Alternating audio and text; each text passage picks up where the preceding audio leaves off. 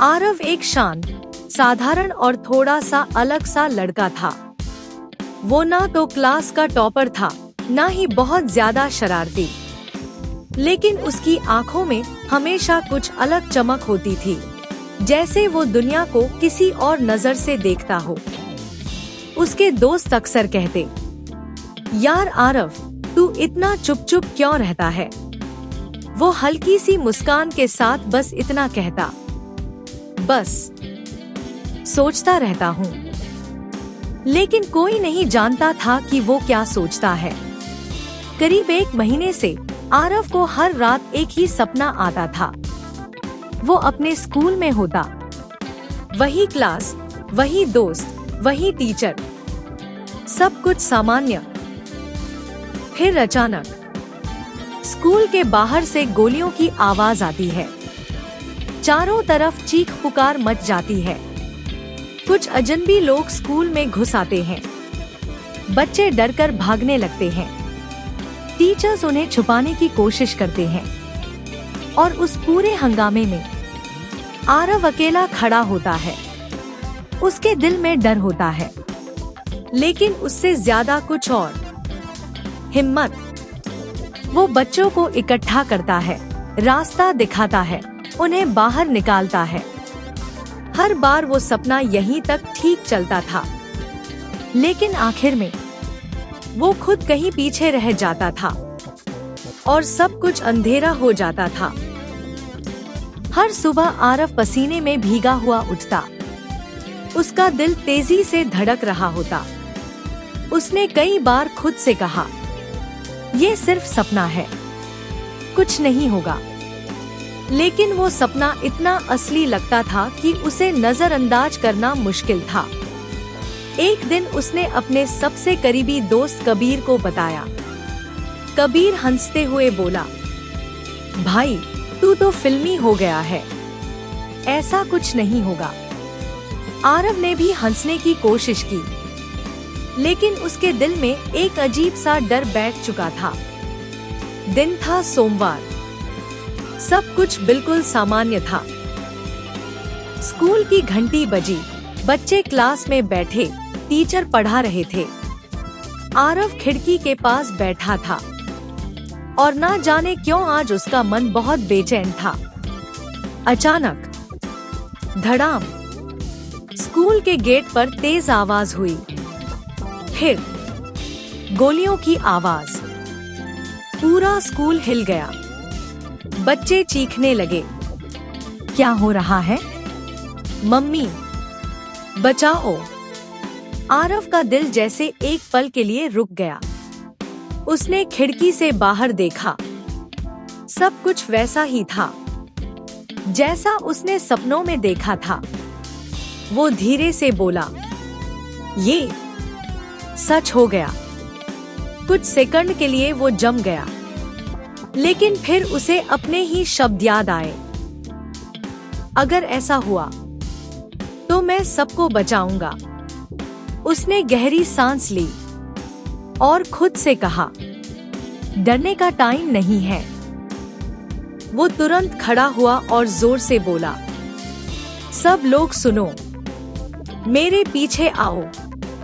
कबीर घबराकर बोला, आरव, क्या कर रहे हो? आरव ने उसकी आंखों में देखा और कहा, हम यहाँ खड़े रहे तो सब खतरे में हैं। मुझे रास्ता पता है। स्कूल के पीछे एक पुराना दरवाजा था, जिसके बारे में बहुत कम लोगों को पता था। आरव बच्चों को लेकर उस तरफ भागा। रास्ते में हर तरफ डर था, चीखें थी, लेकिन आरव की आवाज उन सब में सबसे अलग थी। शांत रहो, सब ठीक होगा, हाथ मत छोड़ना, हम निकल जाएंगे। उसकी आवाज में भरोसा था। धीरे धीरे बच्चे उसके पीछे पीछे चलने लगे। जैसे ही वो दरवाजे के पास पहुंचे, अचानक आरव की नजर एक क्लासरूम पर पड़ी। अंदर एक छोटा बच्चा अकेला बैठा था, डरा हुआ, रो रहा था। आरव के कदम रुक गए। कबीर ने उसका हाथ पकड़ा। चलो आरव, हम बाहर पहुंच गए हैं। लेकिन आरव की नजर उस बच्चे से नहीं हट रही थी। उसने धीरे से कहा, वो अकेला है। कबीर चिल्लाया, मत जा, बहुत खतरा है। आरव ने बस इतना कहा, अगर मैं नहीं गया तो वो कभी बाहर नहीं आएगा। आरव वापस अंदर दौड़ा। उसका दिल बहुत तेज धड़क रहा था, लेकिन उसके कदम नहीं रुके।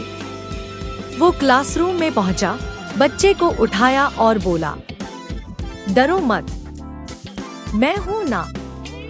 बच्चा उससे लिपट गया। आरव उसे लेकर वापस भागने लगा। दरवाजा बस कुछ ही कदम दूर था। कबीर बाहर खड़ा चिल्ला रहा था, जल्दी आओ। जैसे ही वो दरवाजे के पास पहुंचा, एक तेज आवाज गूंजी। आरव एक पल के लिए रुका।